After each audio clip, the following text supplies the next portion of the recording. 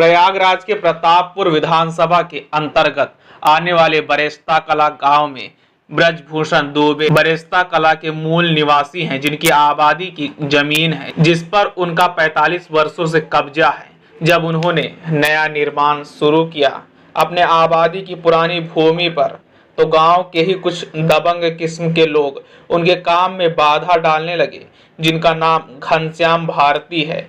पीड़ित का आरोप है कि भारी संख्या में आकर ब्राह्मण की जमीन पर जबरन कब्जा कर रहे हैं, आए दिन उनके साथ मारपीट करते हैं और SC/ST के फर्जी मुकदमे में फंसाने की धमकी देते रहते हैं।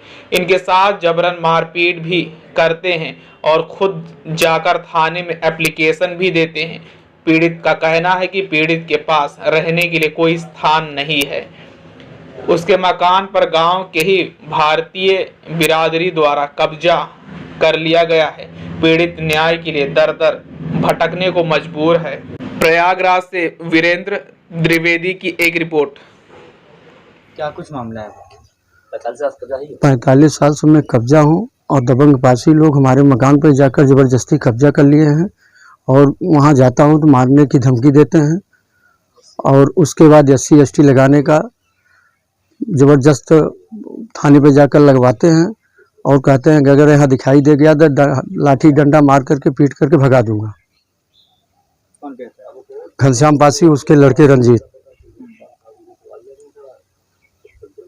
आपने इसकी शिकायत थाने में की है?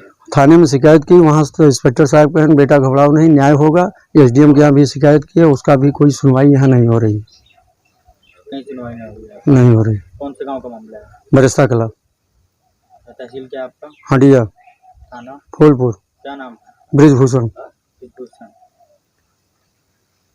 आपका नाम क्या है? शशिकांत दुबे, सन्नाफ गंगाधर दुबे। गांव? बरस्ता कला, थाना फूलपुर, तहसील हटिया क्या का मैं निवासी हूँ। क्या हुआ आपके साथ? हाँ सर, मेरे साथ ये हो रहा है, बहुत घोर अन्याय हो रहा है मेरे साथ। मैं 45 साल से अपने आबादी कब्जे की ज़मीन पर कब्जा था। मेरा पुराना खपरेल था जिसको मैं गिरा के पुनः बनाना चाह रहा था, लेकिन दबंगपाशी घनश्याम, रंजीत, कई लोग मिल करके मेरे घर पे आके कब्जा कर रहे हैं, मुझे लाठी डंडों से मार रहे हैं, पीट रहे हैं। मैं दर दर भटक रहा हूँ, लेकिन मेरी कहीं सुनवाई नहीं हो रही है। महोदय जी, मैं 1 बार 2 बार 3 बार थाने गया, तहसील गया, हर जगह गया, मुझे आश्वासन केवल मिल रहा है, ठीक है बेटा तुम चिंता मत करो, SC/ST तुम्हारे ऊपर नहीं लगने देंगे, तुम केवल धैर्य रखो, तुम्हारा काम होगा, न्याय होगा, न्याय को न्याय मिलेगा। मैं इसी के आधार पर मैं दर दर भटक रहा हूँ महोदय जी। तो आपने इसकी जानकारी कहाँ दी है? महोदय जी, मैं सीधा पहले SDM के पास गया, मैं ज़मीनी आख्या का जांच करवाया, जो कि लेखपाल महोदय ने मेरे पक्ष में सारी चीज़ जो जानकारी थी उन्होंने कब्जा दखल मेरा दर्शाया और अपनी रिपोर्ट महोदय SDM को दिया गया। उन्होंने मेरे कब्जे की ज़मीन को खाली करने के लिए इंस्पेक्टर फुल को लिखा कि इंस्पेक्टर फुलपुर मौके पर जाकर पंडित शशिकांत का ज़मीन कब्जा अगर हो रहा तो खाली करवाओ, लेकिन कोई सुनवाई मेरी नहीं हो रही है।